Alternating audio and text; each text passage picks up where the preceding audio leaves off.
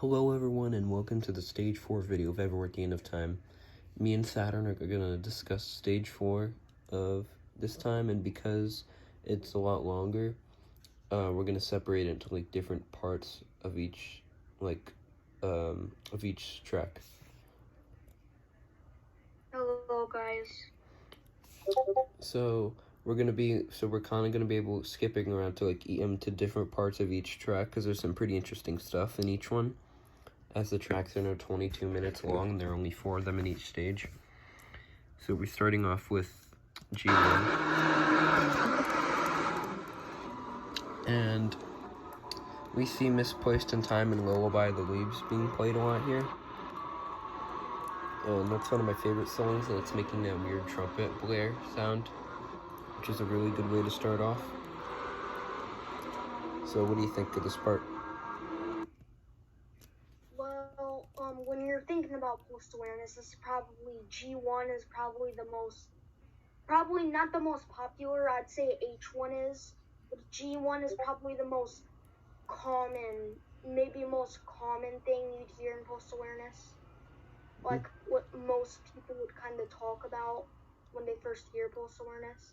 Yeah. And you'll hear Misplaced in Time throughout the album. Mostly it's heard in G1, and in G1 there is a part of it where it's like and then it goes like 3 seconds. Yeah. It goes like 3 to 4 seconds of Lullaby of the Leaves slowed down and distorted, and then it goes back to all those post-awareness. Yeah. And for the most part, we can hear these in the different channels, and that basically means, if you don't know, like the different parts of like where songs will be played, like if they're in the center, they'll be able to be heard the most. And as we can see, we can hear it pretty commonly throughout the first 5 minutes or so, but there's something pretty interesting at around 5:10. I'll play it right here.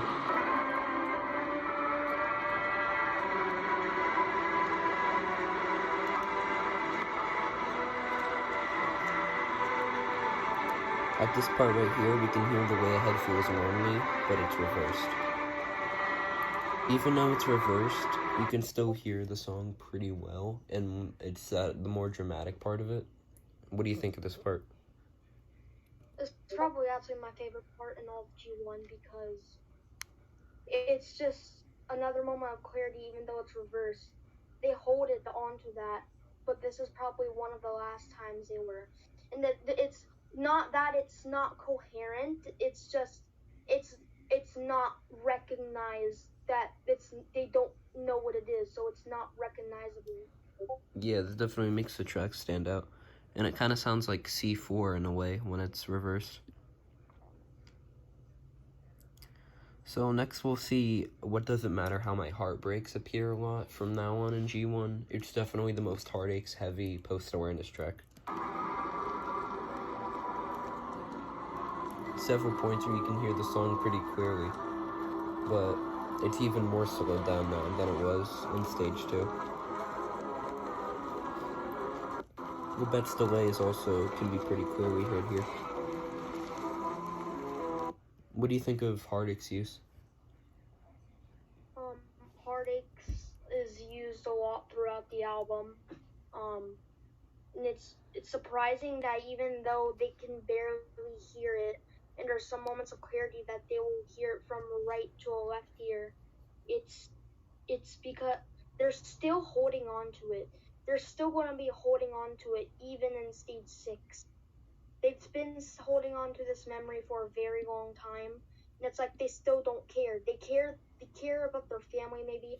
They probably care about, well, they definitely care about their family, and they're probably worried, but it's like they don't care that the heartaches is more twisted or not coherent, just very incoherent and distorted. They're still holding on to the memory, like it's such a precious thing to them. At this point, they can barely recognize Heartaches as being one of their favorite melodies, too. So, at around this point, about halfway through G1, this is where things get pretty weird because samples will play on top of each other in the same channel, as you can see here. And this is at the point where we start to hear samples we've never heard before. such as Ancient Court Whisperings or The Weeping Dance Floor from We'll All Go Riding on a Rainbow. The way the songs play over each other only adds to the confusion and takes away any tangible melody. We go back through these specific songs a lot, and stage 1 isn't actually played too often in G1, some of the songs, but it definitely has some parts here. Is there any other part you want to talk about with G1? Not really much part, really about G1. Just, there is this one part of the C3 where it's like da-da-da-dun, da-da-da-dun, dun, like, that's not normal from the C3. Yeah. And we can also hear a lot of samples from Albert Benzler, specifically Bella the Easter. It's at this point in the song where we start to hear audio splicing when songs will play for a split second before being spliced and replaced with another one. It gives this kind of void state, which makes the end of this track pretty interesting. And we definitely hear this later on too. There's also an unknown violin being used in G1SD, and maybe someday we'll be able to find out what this violin is, but for now it's just a mystery. We also hear Fleeting Dreams a lot too. What do you think of the violin? The violin, it's a mystery. Nobody exactly knows what it is. It plays a lot through stage 4. Yeah. It's very common to hear it throughout stage 4. The unknown violin, people are still looking for what it is. Yeah.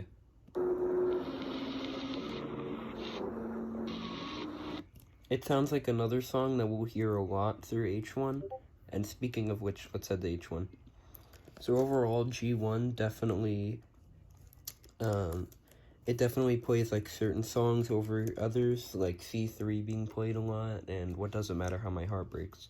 But things only get more confusing with H1. I have a challenge for all of you. Go to every I got a Mr. Beast ad. Your dad, your sister, your brothers.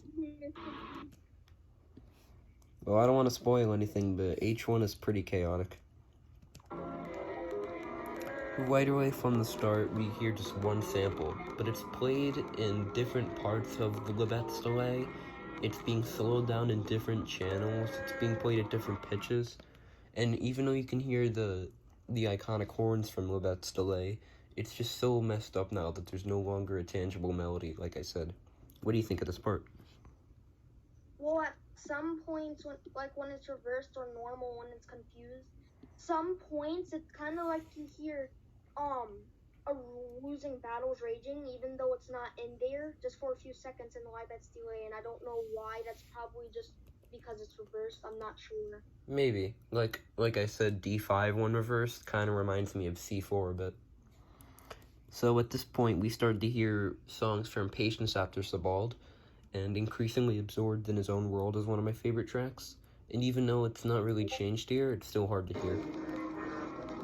We also start to hear tracks from The Stairway to the Stars as the song gets quieter. It goes back between these samples a lot. We also hear False Memory Syndrome and Deleted Scenes, Forgotten Dreams here too, which is interesting. What do you think of this part? I haven't really heard much of this part, but I know for a thing, all I know is this is the ultimate project, so I expect to hear a lot of samples from most of his albums. Yeah. And especially, it's kind of cool that I included Deleted Scenes, Forgotten Dreams in this album, because it's not even think about, and that, like, kind of makes my stomach sick, because it's one of my favorite albums from the EATEOT.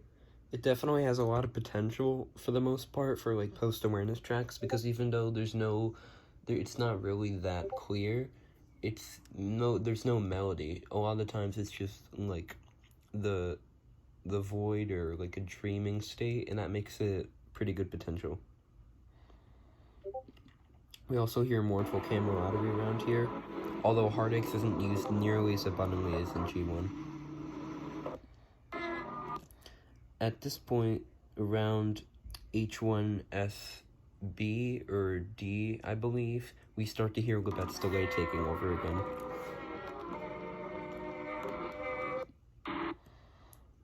What do you think of Libet's delay being used so often in here?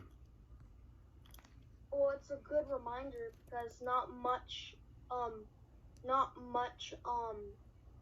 in Empty Bliss Beyond This World tracks were used. So Yeah. This is just like reminded of Libet's delay a lot. Definitely, and it has a lot of potential for just like showing the sheer confusion at this point, where it's a lot more violent at this point. And well, you've probably been waiting long enough, so let's get into the famous H1SC. This section of the track only uses one sample. The original sample is a song called Granada. And you see, Granada was a classical piece, not really a ballroom pop song. It was very fast, and it was pretty beautiful, but look at it now.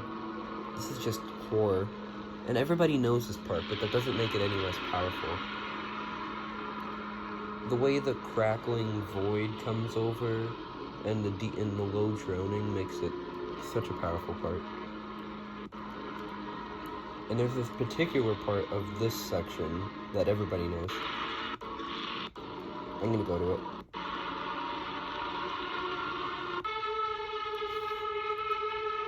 This part is horrifying, and it's not, I don't really believe it's meant to represent PTSD or war memories, but rather sundown syndrome, where a patient is expressing pure anger, but they can't get it out through words, so it's just visible, just confusion and just horror.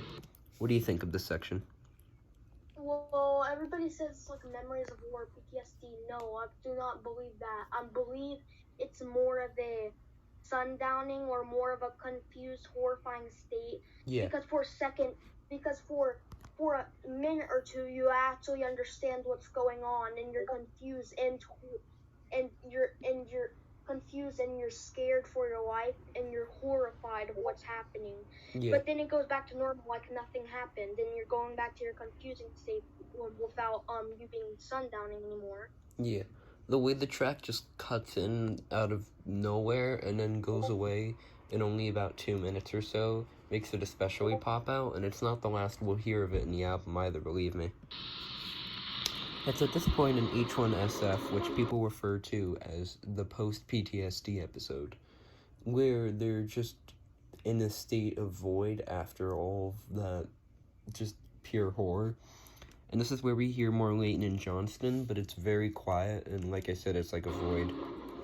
And there aren't really any other songs that play too much at this moment. What do you think of this section? What do you think? It's a horrifying state, but it's more calming than Granada. Definitely. It's like going back to the abyss, but you're kind of happy that you're going to something calming after that horrifying event you just witnessed. Yeah. And what's interesting is that when you think about it, Granada really isn't that confused here. Considering it's the only song here and you can hear it pretty clearly, it just goes to show at this point, it's not really about losing memories. It's just memories popping up and giving you this feeling of horror. People also say that Granada might also be a memory, but because it's such a powerful track, they associated it with horror and something scary, which I think is interesting. And once again, you can also hear it in stage 1, I think more throughout stage 5 and even in stage 6. Yeah. And of course, Libet's delay just has to make one last return here near the end of H1. Although, you can't really hear it that well. And at the very end of the track, we get to hear the return of false memory syndrome. But this time, Libet's delay's horns are just taken over by a few other samples, like from Will the Red and the Rainbow, making just another section of just pure emptiness. What do you think? This is actually the other part we heard earlier in H1. Yeah. It's just repeated. but it's more confusing. Yeah. So overall, H1, it's easy to see why it's a pretty famous track. And there's definitely a lot to say about it. But now for a track that's a lot different from the previous.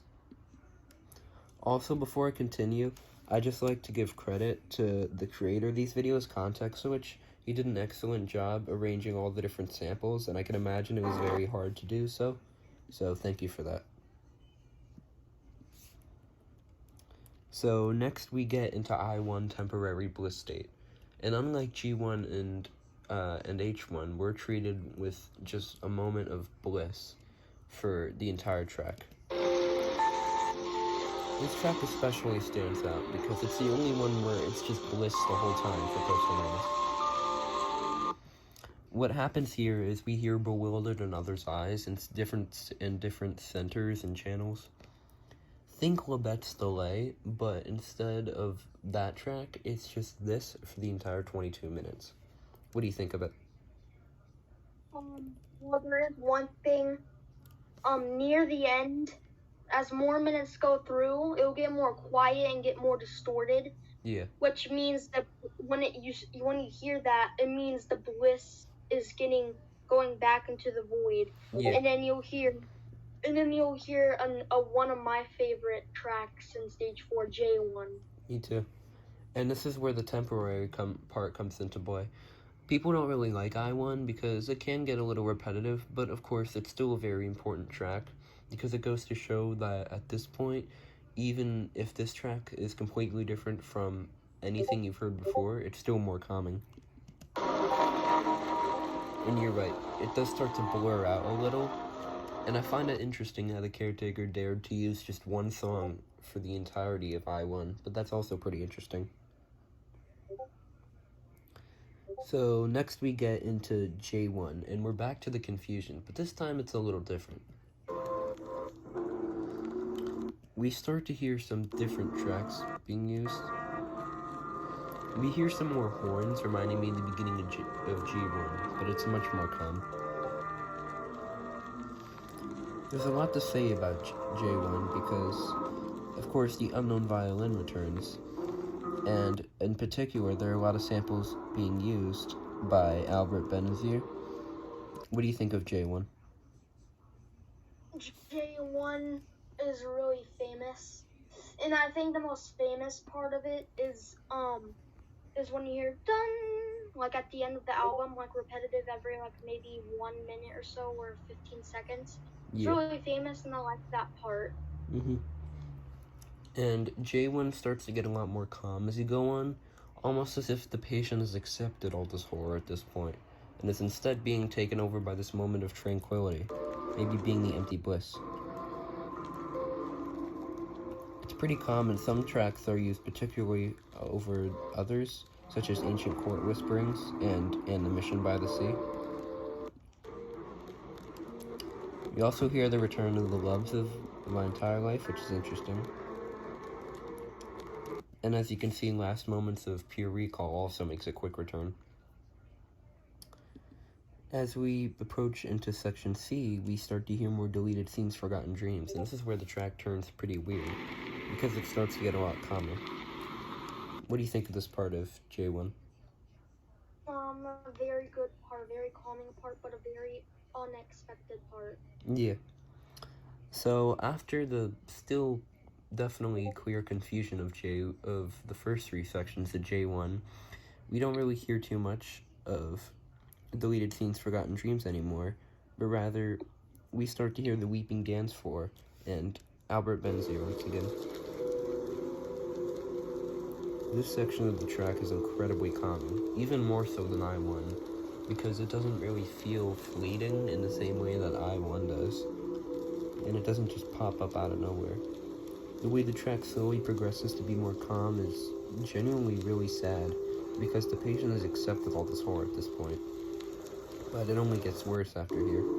What do you think of J1, SD?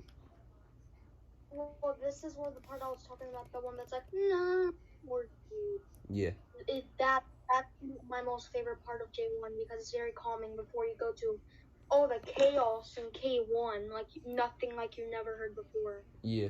K1 is going to be a whole nother thing to talk about, but at this point, J1 is pretty calm, and I'd be willing to argue that Section D is my favorite part of the entirety of Stage 4.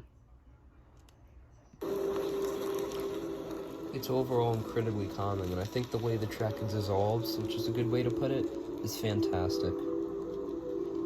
And it definitely does give off a feeling of bliss, as we only hear these 2 samples for most of it. So what do you think of J1 as a whole? J1, well, the kind of I1 is actually my most favorite. Many probably will disagree, but I just like it a lot. But J1 is also very good. Yeah. G1 uses a lot of synth. I actually remember this one time. Yeah. The second time, like when I was in 5th grade, the second time when I was going to summer school, I got kicked out for some reason. Yeah. My first one because literally this girl said I hit her when I literally never did. Like I was just playing baseball and she said I hit her, like, because there's a lot of people who lied about me at my old summer school. So the second summer school, it was really fun. And school ended at 12 o'clock. It was Yeah. like the best thing ever. And like it was an hour ride to there and then back to my house. And what I do is, I started at stage 2 to stage 6. So basically, I do stage 2 for the morning, and then maybe the next day I do stage 3, and then it started like when I'd go out, I finally had internet, so then I'd just play the like if it was stage 3 and then it was the afternoon, I'd play stage 4 Yeah. and continue it tomorrow. I really liked replaying stage 4 because I wanted to go back to my happy memories of listening to it. Yeah. And I always want to do that again. Yeah. So G1, it definitely uses some samples like C2 and C3 a lot. H1 is just a mess of Lebet's delay and Granada. I1, of course, uses just it bewildered another's eyes for a lot of it. But then J1 slowly dissolves into this calm, tranquil piece, and that makes it my favorite track of the stage. So next I'd like to take a look at the album art. This is Guilt Shoulder. What do you think of this art? It's good art. And many people think it's that art with a lady with the long little thing beyond her hair, but it's not, because that would be too long. And I'm pretty sure the original image comes from an image where there's the girl that kind of looks exactly like the cover art, but it's just not like the same color and stuff. And then there's like a little barrier in the middle, and then at the other side there's like this man. Yeah. And the painting you're referring to is the girl with the pearl earring, but that painting faces left. And this painting gives off a feeling of mourning. You can barely see it at first, but when you really look closely, the lady looks like she's in mourning, and I think the use of the color blue and all the different colors is very interesting. It also kind of reminds me of water in a weird way, where it gets chaotic, but near the end it's more tranquil.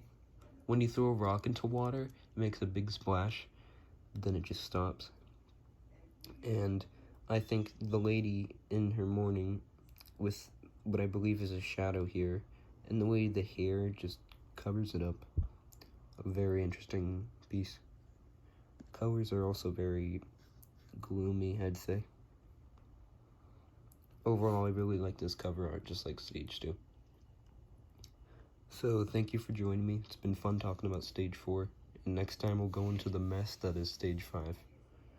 Do you have anything to say? Thank you guys for watching. Alright. And I hope we can do stage 5. I hope I can do stage 5 with you soon. Yeah, you too. Alright. Have a good day.